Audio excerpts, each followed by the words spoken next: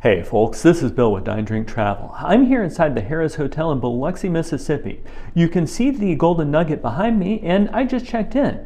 What I'm going to do real quick is go check out my room and I'll show you that, give you a good room tour. After the room tour, I'm going to go downstairs and show you all the facilities of the hotel, and then in the morning I'll come back and talk to you about what the overall experience of staying in the hotel has been like. Let's go check it out. So I'm in room 1241. Let's go inside and check it out. One of the things I really liked was the check-in process here was super easy. And they confirmed the room type. They asked me if I'd like to be on a high floor or a low floor. And I really appreciated that because I don't have any casino status with the Caesars property. So that was a great start to the trip. The agent was pleasant. There were plenty of check-in agents. It didn't take long to check in. And that was a real difference from some of the other hotels I've stayed at here in Biloxi.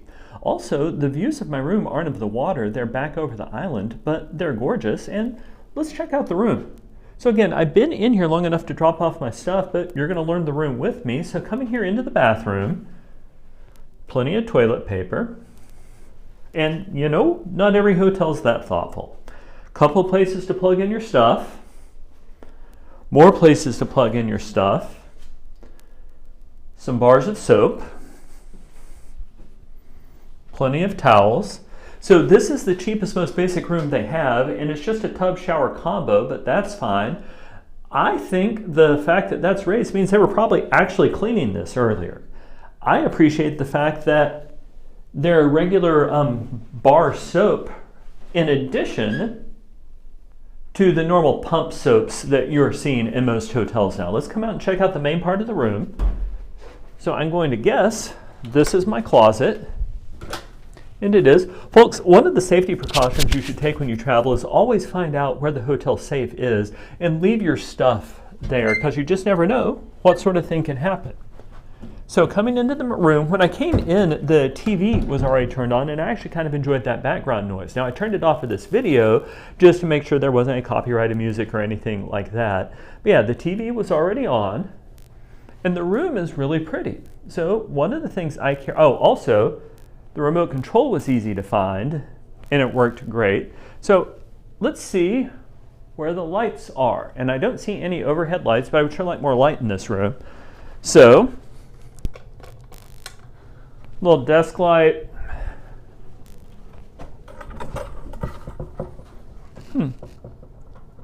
I am sure I am missing something. Okay. So there's not a whole lot of light in this room, but it is okay, and I think a lot of that problem gets better. Oh, there we go.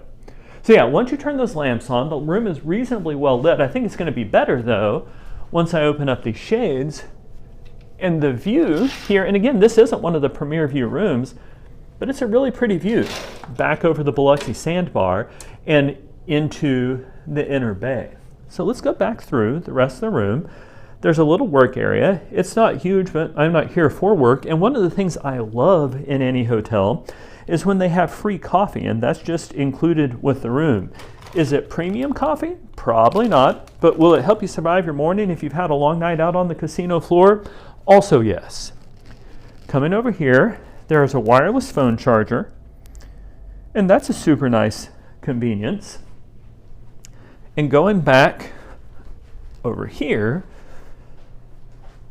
standard hotel phone, more places to plug things in. So again, whatever electronic devices you have, they're going to have you here. That's not going to be a problem. I also appreciate the fact that there are a couple of bottles of water.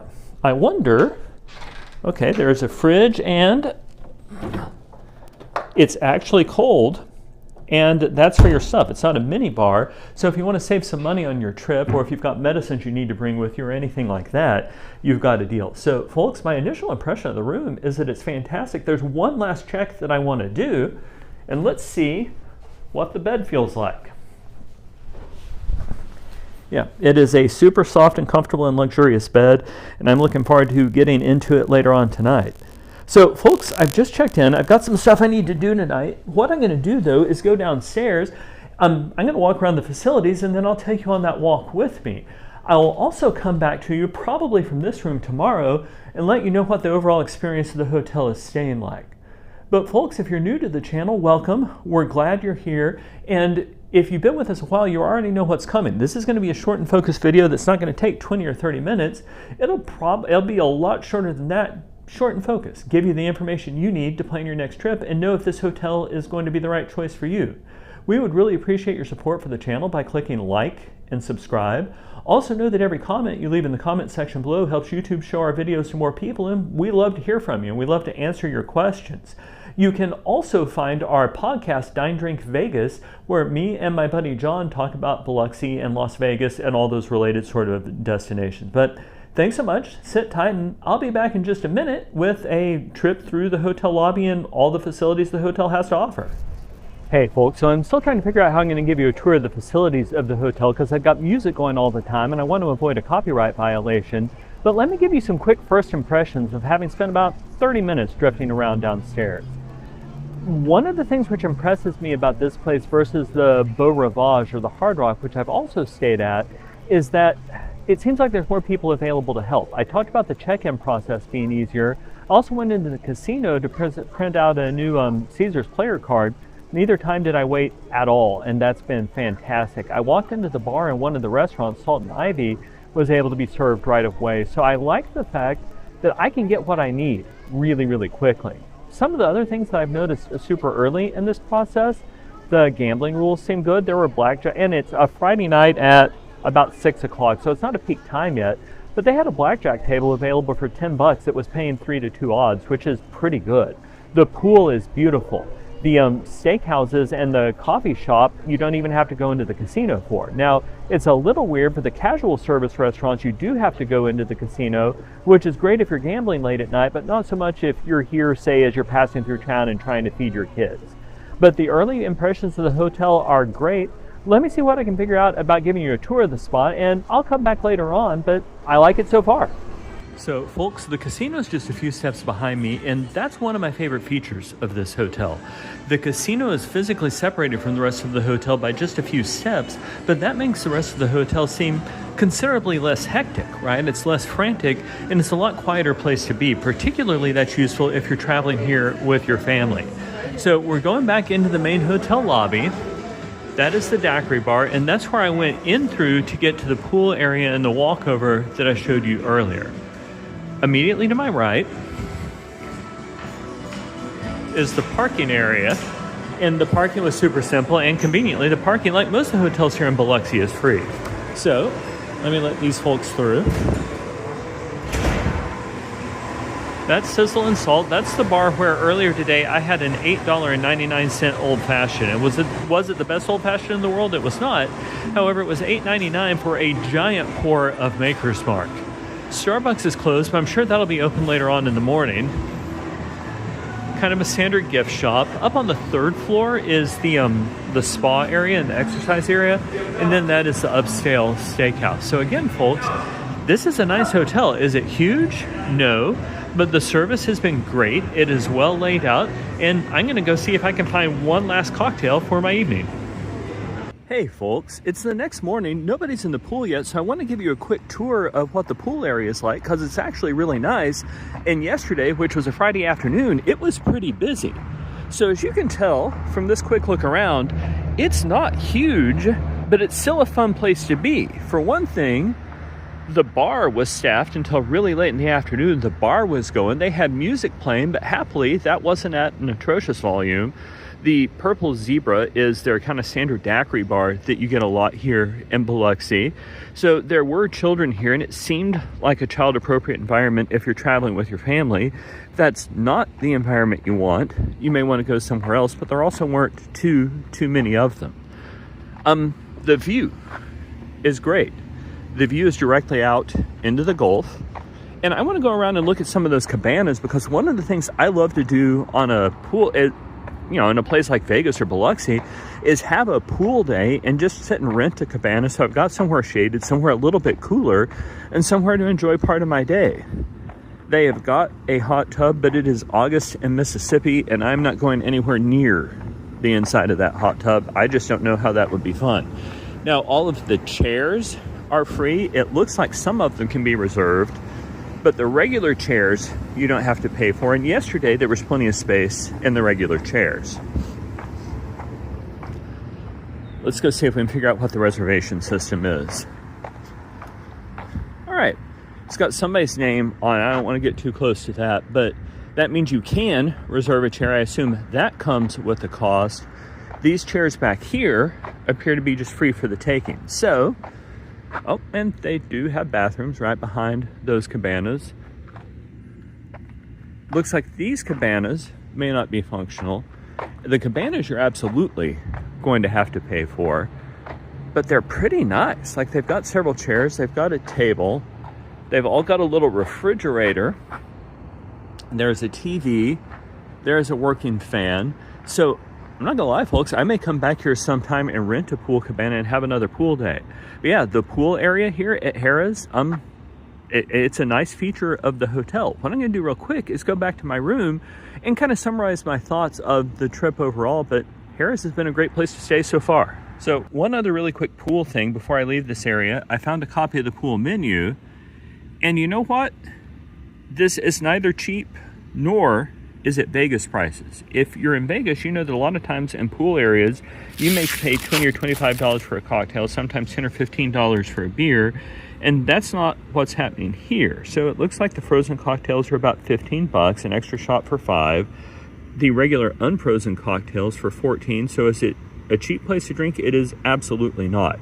Is it Vegas prices? Also no.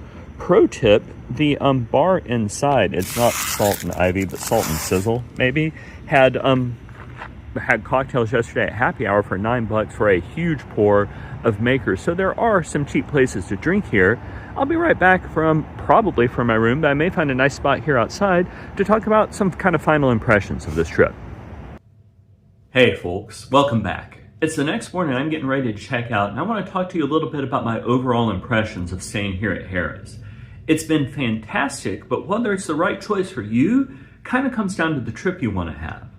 So like I said, I'm in my room, and I framed the shot intentionally. I've got the city of Biloxi behind me. My particular room happened to face back over the island instead of directly onto the water, although clearly you can see water in the background. You can't see a lot of town, and that goes down to part of the advantage and disadvantage of this hotel. It is quiet. Once I got up to my room, I didn't hear from anybody all night long. There was no hall noise, there was no street noise, there was none of any of that. Also, one of the things that Harrah's does that is super smart is the casino is physically isolated just a little bit from the rest of the hotel. And what that means is that you don't have casino noise all the time. Also means if you want to bring your kids here, you don't have to deal with the casino at all. Now, if you want to go to the casino, it's going to take you 15, maybe 20 seconds to get there. It's just down a little hallway past the daiquiri shop. But it's a different thing, so this is a quieter place without a lot of town.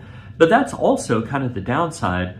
There's not a lot right by here. One of the things I like to do when staying at a casino hotel is sometimes roll out of it and go to the next casino hotel or some of the other stuff in town. And if you stay down at the Beau Rivage or if you stay at the Hard Rock, you've got the heart of Biloxi right there. Now, I went to that part of town last night. It was a 1.8 mile Uber ride. The Uber ride was super cheap, so that's a thing. But it's probably an Uber ride, at least if it's August and it's going to be hotter than fire and you don't want to walk quite that far in the Mississippi humidity.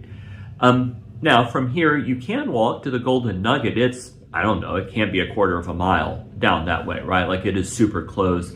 There's another hotel that looks like it's probably walkable called the Palace, but more of the bulk of town is down there. If you're coming here on a family trip, like I said, the great advantage is you don't have to deal with the casino at all, but the disadvantage is that most of the kid-friendly restaurants, places like the Steak and Shake or the Beach Walk, are inside the casino, which I thought was a little bit of a weird choice, right? Like, I don't know why you'd wind up making that point.